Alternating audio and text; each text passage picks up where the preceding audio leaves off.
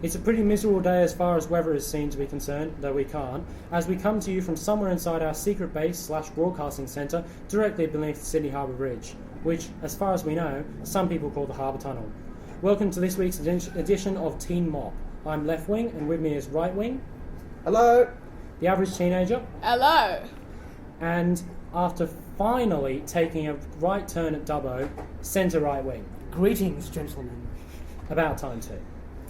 Today we'll be discussing the aftermath of the Leadership Challenge, reviewing the recent action taken by the government to scrap the solar bonus scheme, and finally, if time allows, taking a look at what action should be taken by the Australian and American governments on the case of Julian Assange and the WikiLeaks operation. Busy show then. But first, let's hand over to Right Wing for a review of the previous week.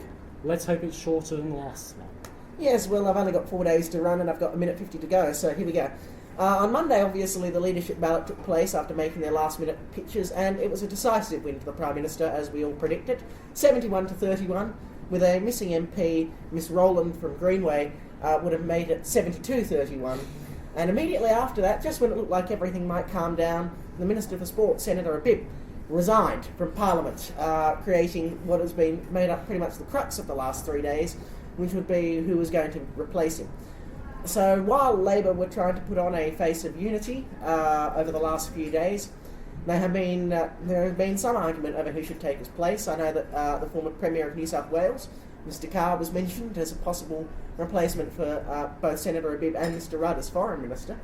But after that went public, and the Minister for, I can't remember what, Minister Smith, apparently said no to that. So now it looks as though Mr Warren Mundine, the former Secretary of the ALP, might be in a position to become the next senator, and that I think pretty much brings us up to date. The United Front on Labor, the Liberals going all a little bit silent, and now this whole thing involving the vacant Senate spot appears to have swallowed us all up yet again. Well done on actually keeping that in time this week. Thank you. You were there about 10 seconds. Well done. Woohoo! Round of applause for Right Wing. Well done. But I think we should start off this week's discussion by really asking, firstly, why did Abib quit? Was it, as he had said, because he wanted to spend more time with his family, or was it more something along the lines of appeasing the splits that seem to have emerged in the Labour Party? Let's go to the Average Teenager first. This will be different. I'm guessing he was just bored after all these years of politics. He's only been in for about 3.5 years. Exactly, that's too much. He's very easily bored. Yeah, pretty much. Well, after that insightful view, let's go to Right Wing. Stupid You're politics. suggesting I'm not insightful? Maybe. Absolutely, yes. Well, I think that I think it's more a question of timing. I mean, of all the days to choose, why would Senator Abib choose Monday, the day of the leadership ballot? He is well known as a power broker within the Australian Labor Party. He used to be seen as a supporter of Mr Rudd, but during the whole scandal that we discussed at great length on Sunday in June 2010, he appeared to switch camps over to the Prime Minister. Yes, wasn't he the one behind the, as you put it, backstabbing of Mr Rudd? Well, I think a great deal must be attributed to people like Mr Shorten, Mr Feeney, one of the Secretary of the Unions, Mr Don Farrell. All these people, I think, all played a part, and I refuse to believe for one moment that it was a spontaneous thing conceived on the night. Right. If I may talk for a second, I think I may have the answer as to why he decided to leave on Monday. You see, I believe he might be a bit like Garfield, as in he hates Mondays, as in decided why not. Well, Good that's insight. good logic. That's good Yeah, logic. excellent. Centre right, well done. Garfield with an exquisite sense of political timing. I like Absolutely. Yeah. Yes. I don't see why he quit. I mean, the cricket team is doing so well. it. I know, Yeah. and the London Olympics. Yes. Why would Yeah. he quit 3 months out from the London Olympics? He's obviously had some foresight. He should have waited till the cricket team was failing. Then he could have left. know. Well, if we don't win any gold medals, let's not blame the athletes. Let's blame Senator Abib. Yeah, it's Yeah. all his fault. Well, If that makes actually, I sense. don't think we should blame him. He was getting out while he could. Yeah, so where to from now Well, in regards to the leadership and the Senate vacancies? to be honest, the whole Carr affair is a little strange in this respect. I honestly can't see Bob Carr coming into federal politics after his long stint in state. Ms. Keneally? Keneally, for Really? Well, she was a name bandied about. Interesting. I don't think so. I can't see it happening. Neither can I. So do you think it will be Mr. Warren Mundine, the former Secretary of the General AOP, Aboriginal?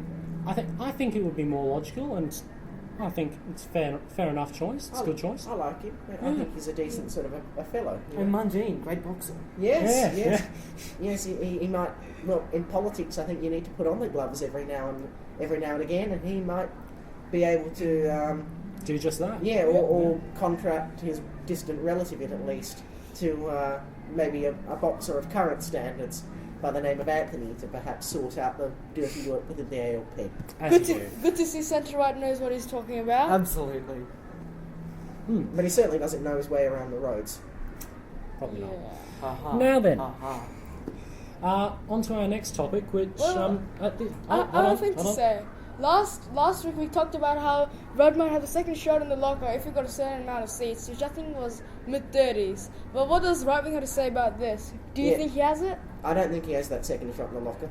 And at the same time, I don't think that someone like Mr. Shorten would challenge Miss Gillard either in the long term, because they are considered to be political allies. And I certainly don't think that Mr. Abbott has the numbers to push a no-confidence motion through. So I think it will go through rather unstably with a lot of media talk and speculation right up until the 2013 election. Yes, but as shown by the Rudd and Abib friendship before the assassination, political ties don't last very long. Oh, no, they don't. That's true, but this one's lasted 18 months and very, very solid. Oh, yeah, 18 months, that's a solid amount of time there. In But politics it is. I did notice, though, that they are now, all of a sudden, Kevin Rudd's a saint again within the Labour Party. They're saying, he's a good man and he's very gracious and everything. See, it's all very political opportunistic. It's a dirty, dirty game, politics, and that's why we love it. It's a stupid game. Well, I but don't we like love it it. all the Then same, why are don't you we? here? No, I don't love it. Now, we understand, Left Wing, that you have another topic of discussion other than the washer. Yes, I think the next topic we should go on to is the solar bonus scheme, which was recently announced to have been... Sparks will fly. So, Yes. what do you guys think of this? Let's go to centre-right first. Well, this may surprise you, but I don't think it's a good idea. I mean, really, when you think about it, was this the wisest thing they could have done? I mean, what do you think? Look, I don't profess to be an expert on the solar bonus scheme, but I think it was something that went hand in hand with the carbon tax as part of the thing. So the scrapping of the solar bonus scheme. Perhaps it's a suggestion that the budget might not be getting on track to post a surplus